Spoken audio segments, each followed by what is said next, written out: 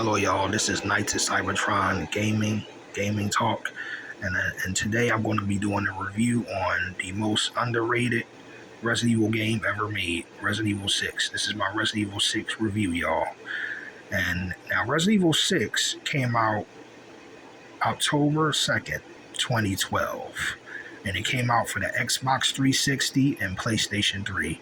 And I remember I was so hyped with the trailers of this game, seeing Leon's campaign, seeing Jake campaign, seeing the Oosterneck chase Jake and stuff. I was so hyped. I was so sold on this game. And I remember when I got this game, I got it for the Xbox 360.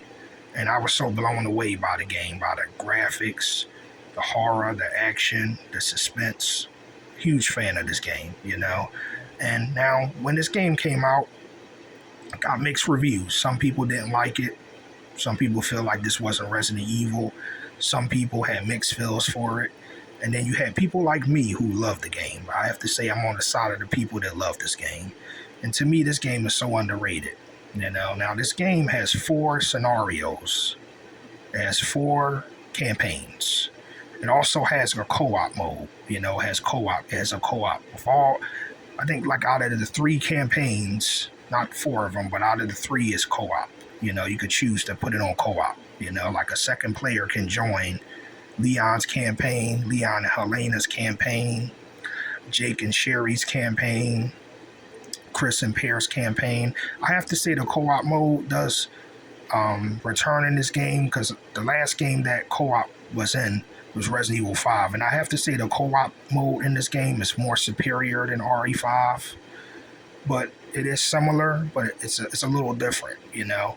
But in my opinion, this game is an underrated game. I have to say I really love this game, and I'm a huge fan of Resident Evil 6.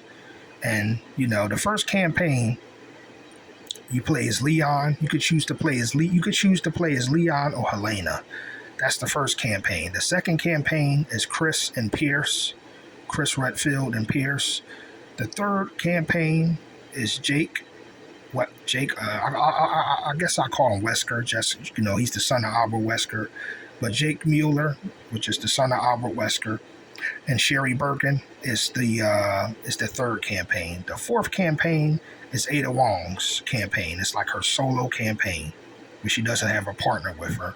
And I have to say I love all 4 campaigns, you know. And I love how each character has their own strengths and weaknesses. And I also love the fact that you can run in this game really fast. You can slide. You can shoot.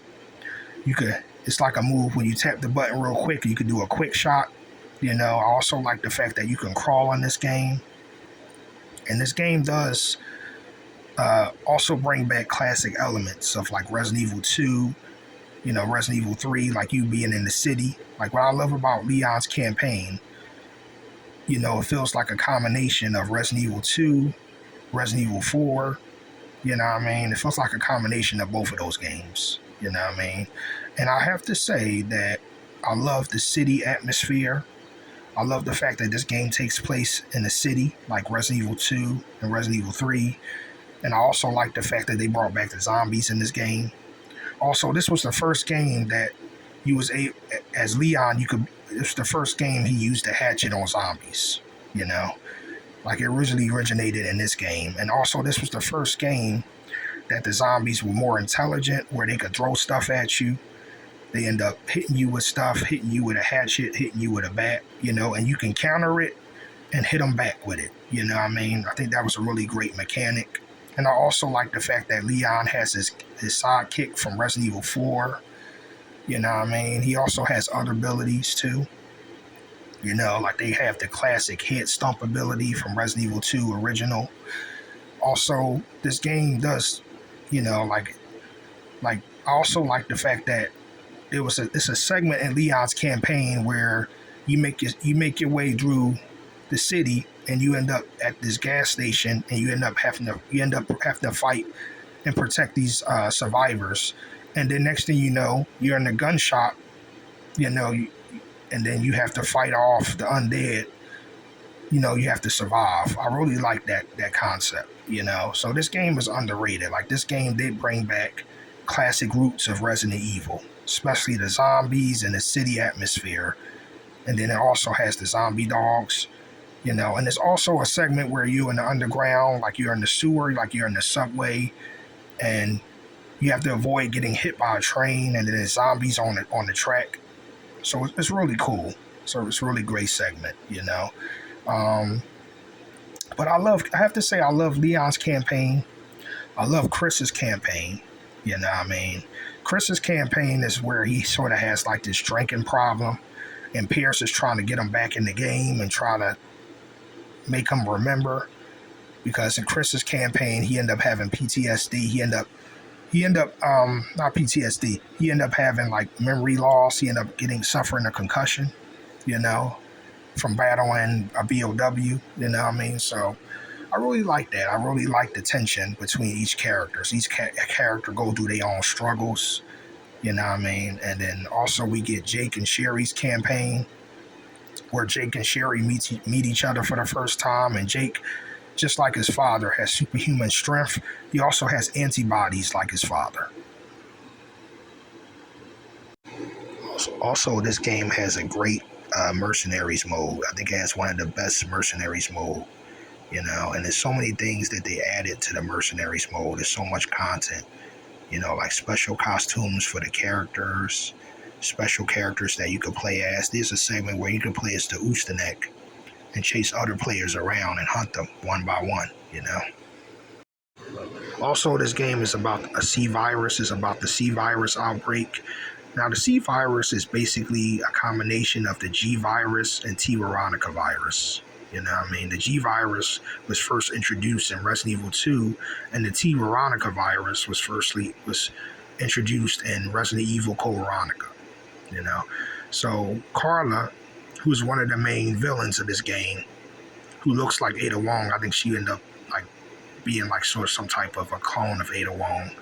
But what she did is that she distracted the G virus from Sherry's body. She got a sample of the G virus, and then she also already had a sample of the T Veronica virus. So she spliced them together, and that's what she did. She created the C virus. So this game is about the C virus outbreak. It takes place in China. Now Chris's campaign, it goes back to like Europe, where it explains why he lost his memory from a BOW attack. Where he barely survives. And it also is which is a spoiler, in Chris's campaign, most of his BSAA members get wiped out. They get turned into, they get infected by the C virus because of Carla. Carla lured them into a trap, and she injected them with the C virus, and they all mutated. But Chris and Pierce are the only ones that survived the C virus attack, and Chris ended up going on some type of he ended up try to avenge his BSA members by try to take out Carla. Now at this time in the story, he thinks Carla's Ada Wong. Now what do I rate this game? I give this game a 9.5 because I really like this game. And I like the fact that Sherry's in this game and she's all grown up and she has evolved as a character. And to me, I really think this game is a great game. It's very underrated.